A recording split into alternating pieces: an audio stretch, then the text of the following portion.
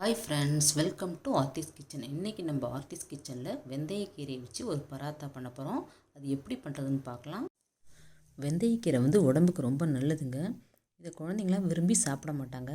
இந்த மாதிரி பராத்தா மாதிரி செஞ்சு கொடுத்தா அவங்கள அறியாமலேயே அவங்க சாப்பிட்ருவாங்க.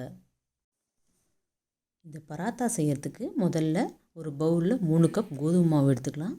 அதுக்கப்புறம் தேவையான அளவு உப்பு, 1 டீஸ்பூன் ஓமம், 1 கப் வெந்தயக்கீரை. அவ்வளோதாங்க இதுக்கு தேவை. முதல்ல வெந்தயக்கீரையை நல்லா க்ளீன் பண்ணிவிட்டு நல்லா உப்பு தண்ணியில் போட்டு நல்லா கழுவி எடுத்துக்கோங்க. இது 1 கப் வெந்தயக்கீரை இருக்கும்.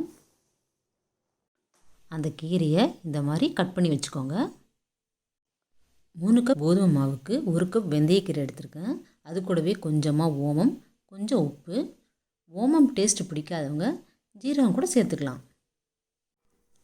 இந்த கோதுமை மாவோட தேவையான அளவு உப்பு, 1 ஸ்பூன் ஓமம், 2 ஸ்பூன் எண்ணெய் சேர்த்து நல்லா மிக்ஸ் பண்ணிக்கோங்க. ஓமம் டைஜஷனுக்கு ஹெல்ப் பண்ணும், அதுக்கு தான் சேர்க்குறோம். அடுத்தது வெந்தயக்கீரை சேர்த்து நல்லா மாவை பிசைஞ்சிக்கலாம். கீரையும் மாவையும் நல்லா பிசறி விட்டுட்டு அதுக்கப்புறம் கொஞ்சம் கொஞ்சமாக தண்ணி ஊற்றி மாவை டைட்டாக பிசைஞ்சிக்கலாம்.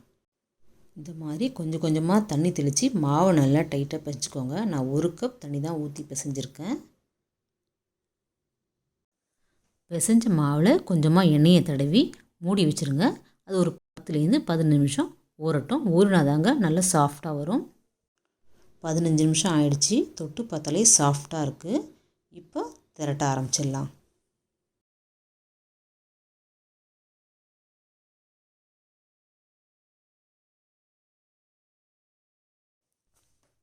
பிசைஞ்ச மாவுலேருந்து கொஞ்சமாக எடுத்து இந்த மாதிரி மெல்லிசாக ஒரு சப்பாத்தி போல் இட்டுக்கோங்க. மாவு திக்காக பிசைஞ்சதுனால தான் உங்களுக்கு இந்த மாதிரி கல்லில் ஒட்டாமல் அழகாக வருது. அதுக்கு தான் மாவு பிசையும் போதே கொஞ்சம் திக்காக பிசைஞ்சிக்கணும்.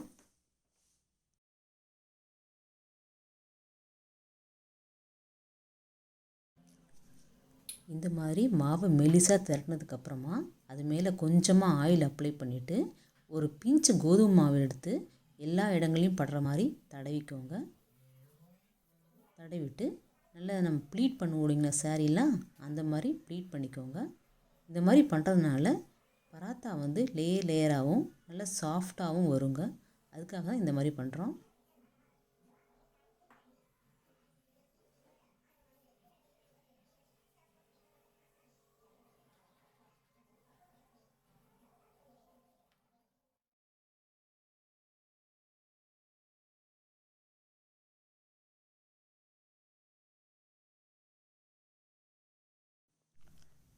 இந்த திக்னஸ்க்கு பராத்தா மாதிரி செஞ்சுக்கோங்க. இது நல்லா அழகாக தோசைக்கல்லில் போட்டு எடுத்தாலும் அந்த லேயர் அப்படியே இருக்கும்.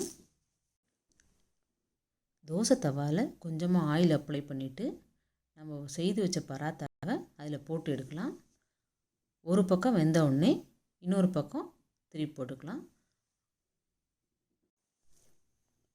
தேவைப்பட்டால் மேலே கொஞ்சம் ஆயில் அப்ளை பண்ணிக்கோங்க. அப்போ தான் பராத்தா ரொம்ப நேரத்துக்கு சாஃப்டாக இருக்கும். இப்போ ஒரு பக்கம் வெந்த உடனே இன்னொரு பக்கம் திருப்பி போட்டுக்கலாம். இப்போது பராத்தா 2 பக்கமும் நல்லா வெந்துருச்சு. நல்லா அழகாக லேயராக வந்திருக்கு. இப்போ இதை பிளேட்டுக்கு மாற்றிக்கலாம். இப்போது அடுத்ததையும் அதே போலவே செஞ்சுக்கலாம்.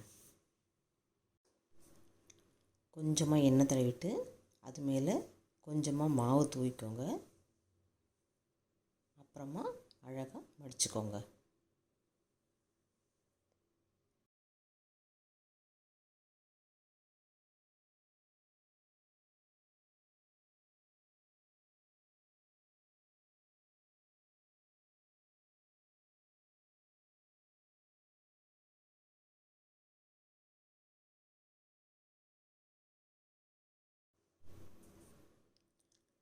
இந்த அளவு திக்னஸ்க்கு திரட்டி எடுத்துக்கோங்க.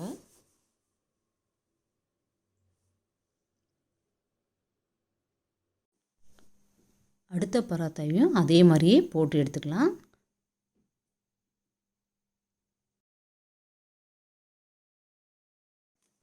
நம்ம மேத்தி பராத்தா ரெடி ஆகிடுச்சு. இப்போது அதை பிளேட்டுக்கு மாற்றிக்கலாம். இப்போது நம்ம பராத்தா நல்லா லேயராக நல்லா அழகாக வந்திருக்கு. இதுக்கு சைட் டிஷ் வந்து மஷ்ரூம் மசாலா நல்லாயிருக்கும். இந்த மஷ்ரூம் மசாலாவை நெக்ஸ்ட் வீடியோவில் அப்லோட் பண்ணுறேங்க. நீங்களும் உங்கள் வீட்டை இதே மாதிரி ட்ரை பண்ணி பாருங்கள். பிடிச்சிருந்ததுன்னா லைக் பண்ணுங்கள். எங்கள் ஆர்த்திஸ் கிச்சனை சப்ஸ்கிரைப் பண்ணிக்கோங்க. தேங்க்யூ.